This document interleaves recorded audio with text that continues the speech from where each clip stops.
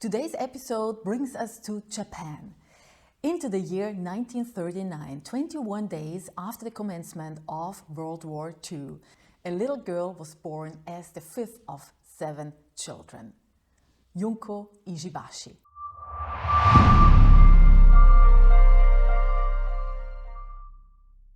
Junko was a fragile little girl who suffered a few times pneumonia during her early childhood. She had a talent for singing, but surely not for outdoor sports. And still, she would become the first woman to scale the highest mountain on Earth, Mount Everest. As we always ask with all personalities is what was fascinating or what were the most important experiences they had in order to bring them onto their path. And with Junko, it was when she was 10 years old, an expedition, a school expedition to Mount Nasu, a range of volcanoes that belong to the 100 highest mountains in Japan. And she was there on that bare ground, and it was an experience that she never would forget. And there and then she said she wanted to become a mountaineer. But being a mountaineer is not a profession, at least not at that time, not for a woman and not in Japan. To earn her life, she first started to study English and American literature, and she became a school teacher.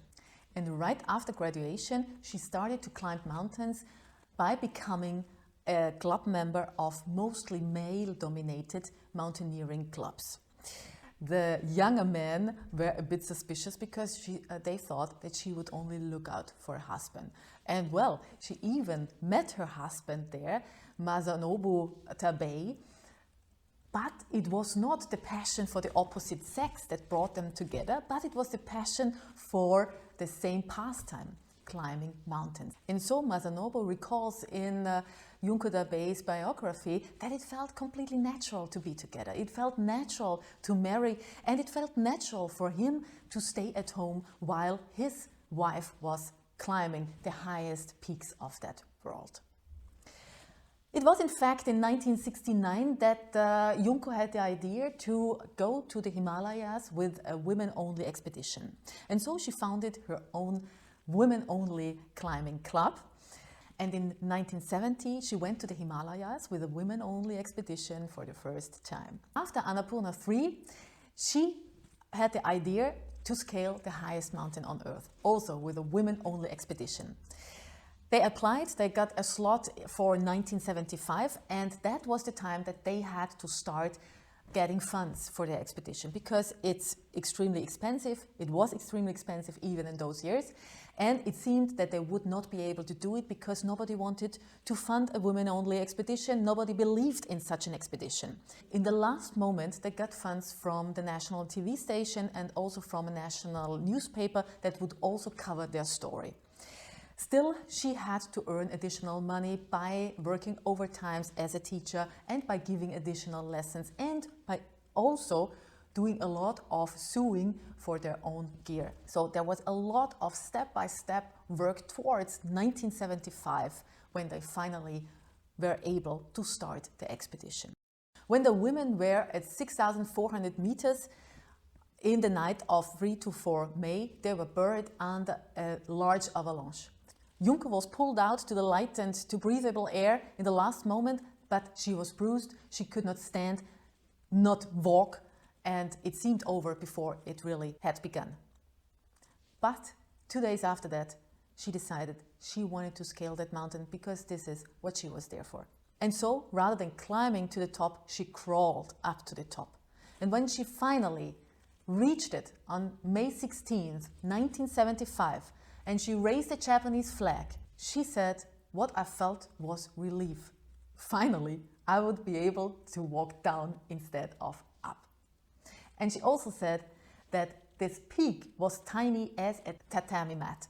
But well, as a tiny person, as the tiny woman she was, 1 meter, 45 centimeters tall, small, this peak was perfect for her. She also was amazed by the beauty of this landscape without any single man-made object in sight. The woman that had written Housewife as an occupation, when she applied to do this expedition to Mount Everest, came home as a famous person. Everybody wanted to do an interview. She should travel through Japan and give speeches, and she was overwhelmed by that. She did not want to do that. But Junko means obedient. It means pure. And so obviously, following and honoring her name, she did a tour through Japan, starting to educate people on the beauty of mountains, later on how to preserve the mountains, because expeditions left so much waste behind. And so she really got into becoming that role model also publicly that she already was for the people who knew her. In the 77 years of her life, Junko Tabei climbed the highest peaks of 73 countries. She did so until her death. Even when she was diagnosed with peritoneal cancer in 2012, she did not want anybody to know about that. She did not stop her engagement for the mountains. She did not stop climbing. She did not stop encouraging people to follow their own dreams. In 2016, she even went up Mount Fuji until the height of 3,010 meters in order to encourage a group of students who were victims of the 2011 earthquake of Fukushima. And she did so with her slogan that you can reach all your goals by doing one step after the other. So it is not about fighting, it is about knowing your passion, knowing your dreams, knowing your goal, and then knowing how to do one step after the other. An asteroid was named after Tabei. Google commemorated her 80th birthday on 22nd September 2019 with a doodle, and in November that same year a mountain range on Pluto was named after Tabei. If this episode of the Personality Icon International was inspiring to you, then be sure to like it, to subscribe to the channel, and to leave your comment. I'm looking forward to that.